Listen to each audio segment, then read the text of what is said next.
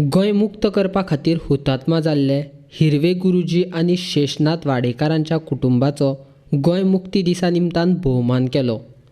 Carry Terekhol panchayat, जीवनदायिनी पेडणे आनी पेडणे पत्रकार समितीच्या जोड पालवान गोंय मुक्ती लढ्यान हुतात्मा जाल्ल्या हिरवे गुरुजी आनी शेषनाथ वाडेकारांच्या कुटुंबाचो भोवमान सुवाळो घडोवन हाडिल्लो. भोवमान सुवाळ्याक थळावो आमदार, पर्यटन महामंडळाचो अध्यक्ष दयानंद सोपटे, प्रभाकर ढगे, हिरवे गुरुजी आनी शेषनाथ वाडेकाराचे कुटुंब आनी हेर मानेस्त माचेर आसले. आमदार दयानंद सोपटेच्या हस्तुकी तांचो भोवमान केलो. मी मगाशी बोलत होतो, जर तुमची हरकत नसेल, त्या जे काम हाती घेतलं आहे, कुणीतरी काहीतरी चोरूनही गेलेलं आहे, म्हणजे हुतात्म्याच्या स्मारकाचे वस्तू कोणी चोरून नेऊ शकतो, पण हुतात्म्याचं नाव कोणी चोरून शकतो नाही, चोरणार नाही. म्हणून कळलं की त्याचे काही म्हणजे हरकत नाही आहे. मी माझ्या या गोवंतकाच्या वारशासाठी आदरणीय गोव्याचे मुख्यमंत्री डॉक्टर प्रमोद सावंत यांच्याशी बोललेलो आहे आणि तेही बोलणार. जो प्रोव्हिजन आहे, बजेट प्रोव्हिजन म्हणजे एस्टिमेटेड कॉस्ट फारच कमी आहे, नॉट मोर दॅन 12 lakhs, बरोबर. म्हणजे तुम्हाला पण सांगतो, आपल्याला एकच करायचं आहे, आपल्याला हवं तसं नको आहे. आपल्याला त्या हुतात्म्याची आठवण वर्षानुवर्ष राहायला हवं असं काही स्मारक बनले आहे. मी कदाचित तुम्हालाही घेऊन जाणार आदरणीय डॉक्टर प्रमोद सावंत मुख्यमंत्री आणि मागणं एवढंच, वेळ 64 वर्ष केली, आणखी 1 वर्षही थांबवायला नका. म्हणजे मी माझं कर्तव्य आहे, जबाबदारी म्हणून तुमच्या पाठीशी आहे. तुम्ही फक्त माझ्या जनतेच्या पाठीशी राहा. माझे हिरवे गुरुजींचे कुटुंबीय, त्याचबरोबर हुतात्मा वाडेकर यांचे कुटुंबीय, त्यांच्याशी पाठीशी राहा. त्यांच्या मनात जे काही आहे, आजपर्यंत जे काही घडलेलं नाही, त्यांना कळून घेऊया की आज कदाचित नसेल, पण उद्या नक्की असेल. म्हणून जास्त वेळ घेत नाही. परत एकदा हुतात्मे हिरवे गुरुजी, त्याचबरोबर हुतात्मे शेषनाथ वाडेकर त्यांच्या कुटुंबियांचं मनापासून अभिनंदन करतो. त्याचबरोबर ज्या हयात आहेत, स्वातंत्र्य त्याला कळतं ज्याला त्याच्यासाठी काही किंमत मोजावी लागलेली असते. हुतात्म्यांच्या रक्ताचं, शहीदांच्या बलिदानाचं महत्त्व त्याला कळतं ज्या समाजाला पारतंत्र्यातून आपला देश मुक्त करताना फार मोठी किंमत मोजावी लागलेली असते.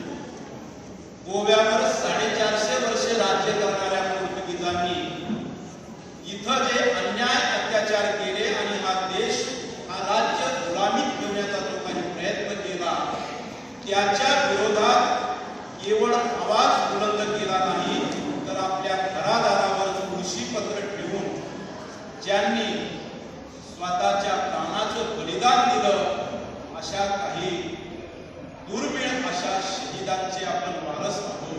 ही आपल्यासाठी फार मोठी सौभाग्याची गोष्ट आहे. आणि त्यांच्या या हुतात्म्याला कमीपणा न येऊ देता त्यांचं हौतात्म्य अधिक कसं प्रकाशमान होईल याची जबाबदारी आज आपल्यावर येऊन पडलेली आहे.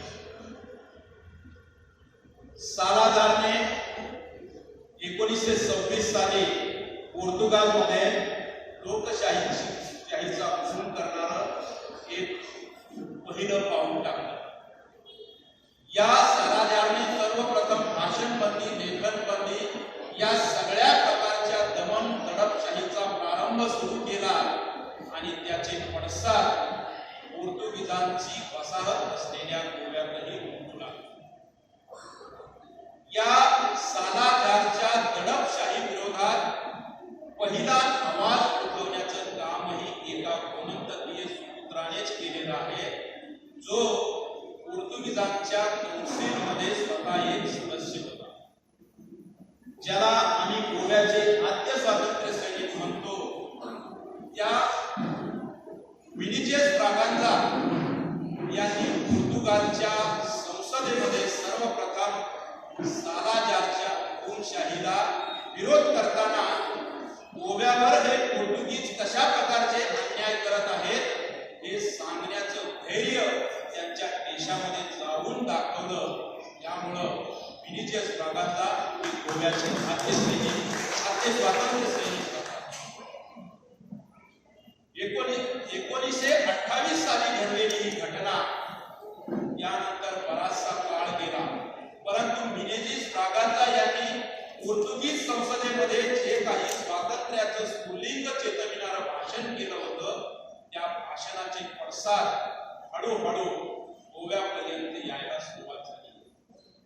आणि मग तुम्हाला आठवतं की योगायोगाने भारतीय स्वातंत्र्य लढ्यामध्ये ब्रिटिशांच्या विरोधात मोठं आंदोलन करणारे आणि त्यात शिक्षा झालेले राम मनोहर लोहिया गोव्यामध्ये दाखल झाले.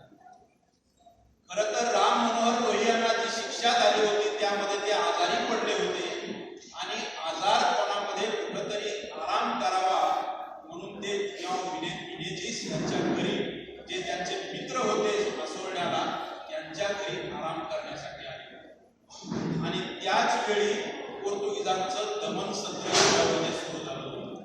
भाषणबंदी, लेखनबंदी, सगळ्या प्रकारच्या अभिव्यक्ती स्वातंत्र्यावर पोर्तुगीजांनी निर्बंध घातले होते आणि स्वातंत्र्याचा जयघोषोडा, साधा स्वातंत्र्याचा शब्द उच्चारण्याला देखील गोव्यामध्ये बंदी घालण्यात आली होती. त्या ठिकाणी राम मनोहर लोहियांना या सगळ्या गोष्टीची कुंकून लागली आणि त्यांनी विचारणा करायला सुरुवात केली. आम्ही तर ब्रिटिशाविरुद्ध भारतात कोणतं युद्ध आरंभलंय किंवा संघर्ष आरंभला, गोव्यामध्ये नेमकं काय आहे? आणि मग इथल्या स्वातंत्र्य सैनिकांनी आपली कैफियत त्यांच्याकडे मांडायला सुरुवात केली की एक वेळ ब्रिटिश परवडले, पण पोर्तुगीजासारखे क्रूर राज्यकर्ते आमच्यावर ज्या प्रकारचे अत्याचार करत आहेत ते अत्याचार बघता तुम्ही इथं काहीतरी क्रांतीचं स्फुल्लिंग चेतवलं पाहिजे, अशा प्रकारचं आवाहन राम मनोहर लोहिया यांना काही स्वातंत्र्य सैनिकांनी केलं. आणि त्या आजारी अवस्थेत देखील राम मनोहर लोहिया यांनी त्यावेळी मडगाव जवळच्या मैदानावर, ज्यांना आज लोहियांचंच नाव प्राप्त झालेलं आहे, त्या मैदानावर येऊन पोर्तुगीजांचा भाषणबंदीचा कायदा मोडण्याचा निर्धार केला. ती तारीख होती 18 जून.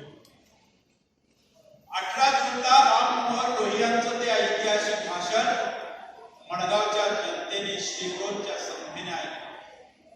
खरं तर तिथं पोर्तुगीज अधिकारी येऊन त्यांना धमकावत होते की गोव्यामध्ये येऊन तुम्ही अशा प्रकारे काहीही करू शकत नाही, कारण तुम्ही हिंदुस्थानचे नागरिक आहात.